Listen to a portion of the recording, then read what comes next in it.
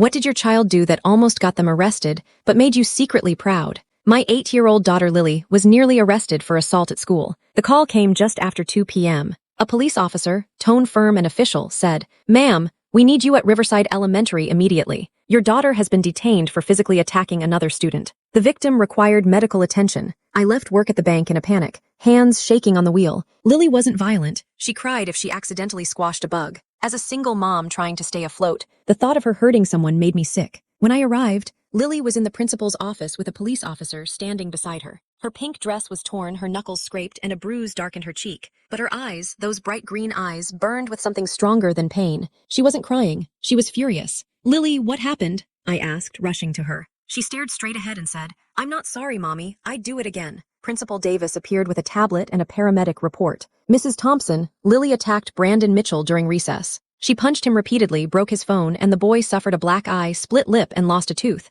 This is a serious incident." He showed me photos. Brandon's swollen face, bloody mouth. I felt my stomach twist. More parents began arriving to collect their children, witnesses to the fight. I saw the Mitchells, Brandon's dad, a city councilman with money and influence, and the Hendersons, whose daughter was student council president. The kind of people who could ruin someone with a single complaint. I turned to Lily. "Sweetheart, I need you to tell me what happened. What did Brandon do?" Lily looked up, unflinching, her voice steady. "You know Sophie Chen in my class?" I nodded. Sophie was quiet. Her dad had died in a fire last year, and her mom worked long hours at 3 jobs. Brandon found out Sophie and her mom lived behind the gas station in that small apartment. He started calling her names trailer trash, charity case, in front of everyone. Principal Davis shifted uncomfortably. "Children sometimes say things without realizing the impact." Lily didn't stop. "He brought an old iPhone to school and took pictures of Sophie's backpack and shoes.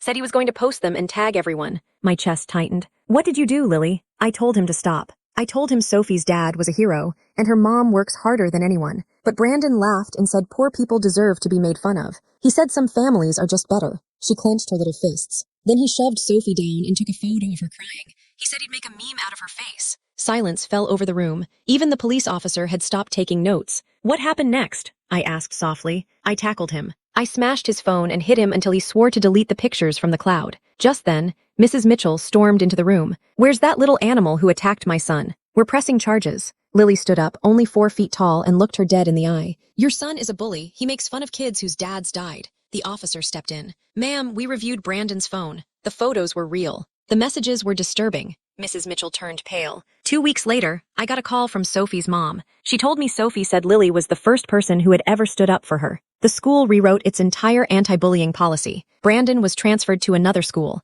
And Lily was never charged.